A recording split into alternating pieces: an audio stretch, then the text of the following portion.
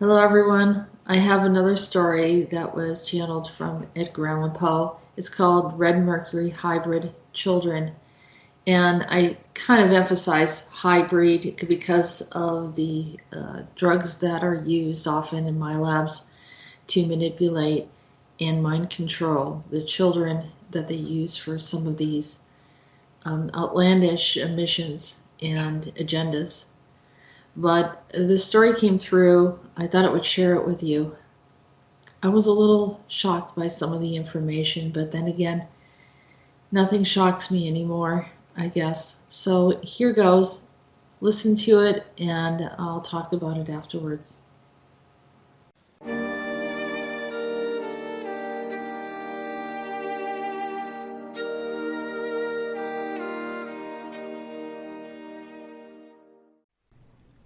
Red Mercury, high-bred children. Red Mercury flies in the air as it lifts the hybrid children to fly without care. A red bubble of hope, bubble-gum charade, a chill down our spine, a strange paranormal meant to replicate the divine. A short puff of wind, a shocking stare. The many children manufactured in my labs by hybrid creatures in human hair. The DNA flowed and the likeness was familiar. The child looked human, but the eyes didn't look similar. They lined up for their reward. All the power only the wise should have. The children from this dark hole appeared as an angel in disguise. Young and innocent, oh, this is not true. They were bred for deception, to see what devil mixed with human could do. It was a test by the Pleiadians. The red mercury they did take. It created such an elixir that magnified all things when they did partake. It helped remove any conscience, any guilt or questioning mind. It helped enhance the body so they had abilities to astrally climb. Their physical bodies were young but much stronger than they should be. They could lift up large things with their thoughts and kinetic abilities. They could jump into the astral and parallels as if they all had wings. The missions they took, the lives they harmed, the sin of sins when they were unleashed upon all without alarm. Corruption did build, and perversion did too, because these children of destruction did what they wanted to do. I saw them take other children and pervert their deepest minds. Then they went on to take their fathers and seduce them many times. I can only tell you now what deep offenses suffered to humankind. They switched up all the doors and made portals in new places and more. They accessed all the timelines and wounded so many races. The genders were confused as they were here to confuse all souls and to be in opposition to all their many graces. They shocked the system's weak machines with the lewdest ways to pose. They took down entire nations, proclaiming their power to persuade or whatever they were told. They came in just like children, posing as the second or third wave. These were not children of light, but here to eclipse the true rainbow children in how they behave. They came to change the timeline into what they want to do. While all humanity sleeps at night, in hidden pockets too. Natalie, Ellen, Hallie, Christine, Caroline, Judy, and Allie, they screamed. These are only some of the many names that were unleashed on our planet. We waited and heard all the anger that was used to create an explosion on humans who refused. It was a glass house, a biosphere hid well. They could always come out at any moment, past, future, or when. It is like a lab, or the many my labs that you know. They lure in the children or any others whom they chose. This is a time for many to experience the blues, but then again, it was done with red. Red Mercury, my friend, is how they predict our end. The sky turns red, and all things will be dead. It is time to say no, and open our eyes to the truth. Not all children are angels, as many pose as them too. They may have powerful messages with an unexpected end. The Pleiadians are setting them up to speak for humanity, but it won't end well as they pretend. They are under heavy mind control, too deep to help them now. They were not created to help us, but to take us into a dead-end timeline. Will Greta get to stay while Hans gets all his way? And the story never ends with them, never satisfied in any way. This is not of pure logic or of benevolence, as they say. It is a MyLab project, and we are the lab rats who will be thrown away. Don't get me wrong, the clean earth is right. It is not the message, but the intention of which they fight. They want to bring in dissension and destruction of our many groups. Let's make them fight amongst themselves as we all walk on through.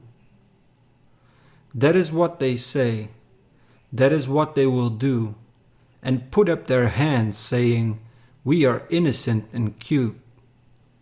Don't listen for a moment and don't drown from their tears. Their convincing ways of emotions will destroy so many years. Let's shut down the many systems of the 12D Pleiadian lies, and then take back our nations and deal with how our planet survives.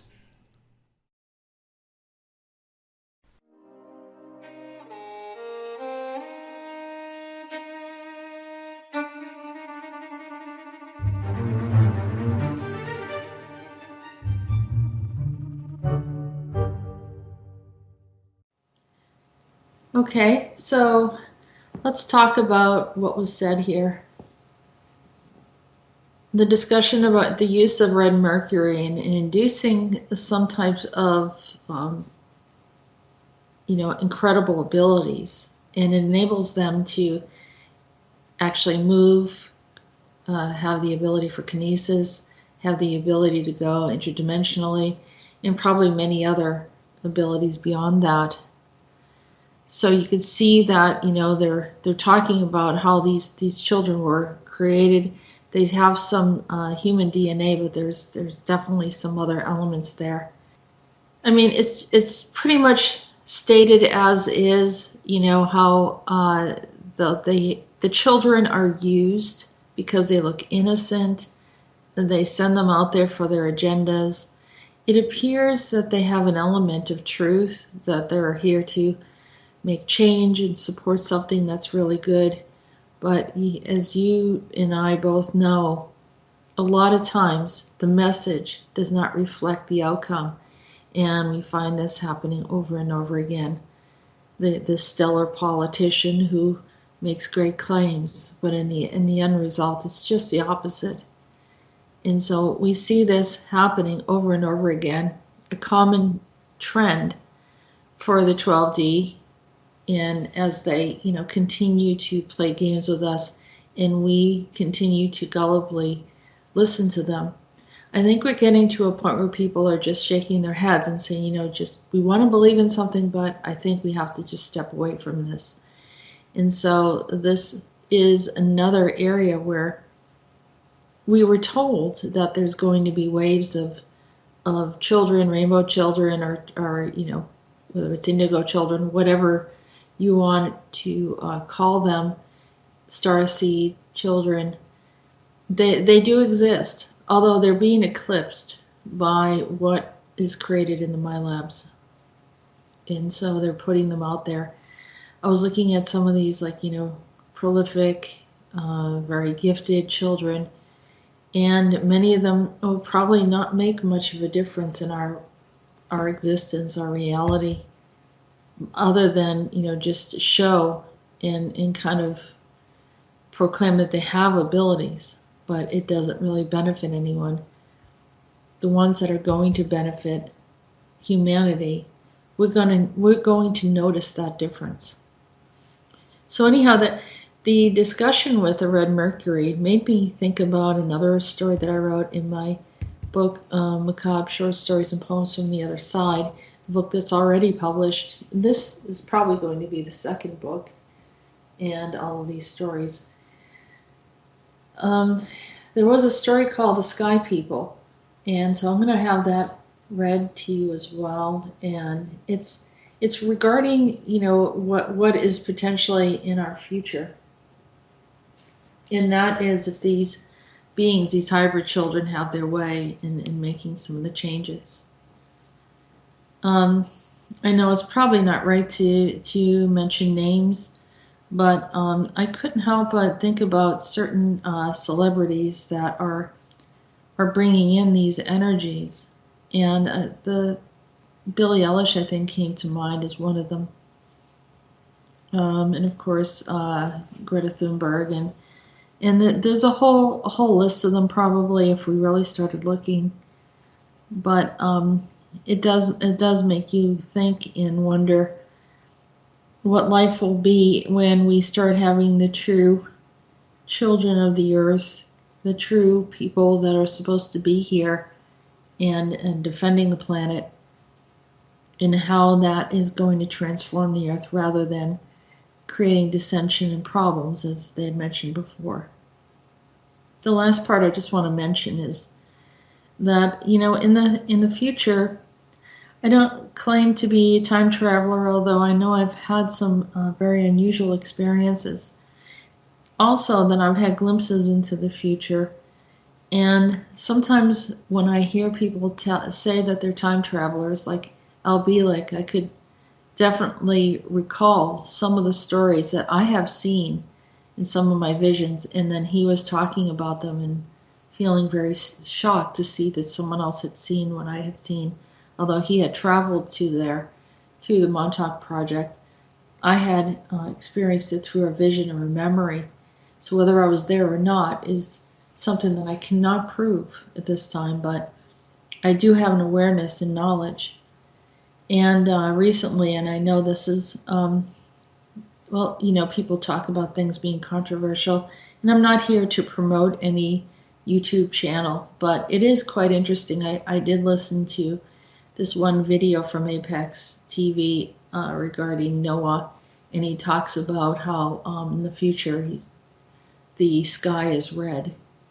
And so Poe gave me this story around 2010, 2011, when I finally published it around 2012, and talks about the sky getting ruined through chemical abuse. And of course, it's like a desert, the water's a problem, and so forth. Does sort of match up with what could be out there in Nevada. But anyhow, here goes. We will have the links available, and thank you for listening.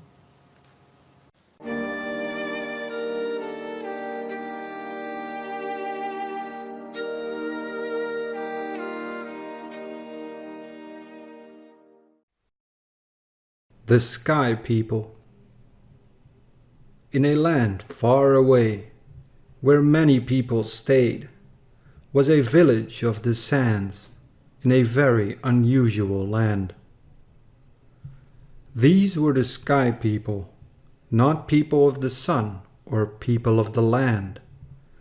They took from everyone who wanted to experience life at hand. Let's change everything in this dimension. Let's not continue to work in perfect precision. We don't care if we need gravity or oxygen. We can experiment with all of it, declared the sky people. A poison here, a poison there, a mixing bowl of what all humans fear. And they grounded it all into a powder, let it ferment in the sun, then captured all of its destructive power to destroy the sky up above. We live here and we don't care. It is our sky to destroy, since it is more fun to destroy than repair. Let's burst that cloud. Let's add smoke that is black. Let's add some odd green-yellow tones to make the sky look red, as if it had bled. Take the lightning from the sky and turn it upside down. This will cancel out all the power of the sky, whose light would shut down. No more rain, it brings too much pain. We don't want to get wet. Let's keep moisture from our brains so we can think clearly without that fishing net. Each time they altered the purpose of the sky people began to get sick, and many would wonder why. The earth could no longer drink, and small moisture that floated through the air added toxic poisons to all the groundwater there. Now the land became polluted and completely uninhabitable. The sky people began to search for other places where they could travel to. They began to roam in caravans, all suited up for a long travel in the sand. Though they traveled far and wide and ended up near the ocean side, the sky remained red, and all the earth and sea appeared dead. The fish floated on top of the water. Nothing could survive in this damaged environmental tragedy. The sky people ceased to survive, and the land of the sky eternally died.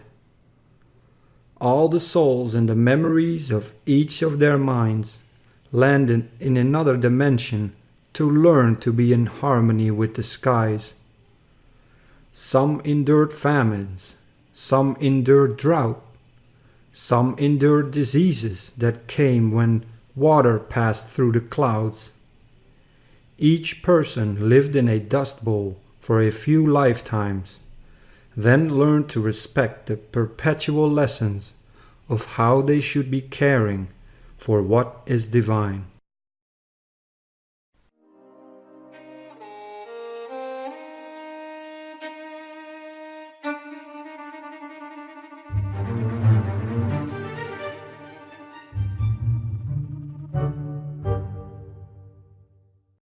We see who we are when we agree to be a participant in the work for the universe.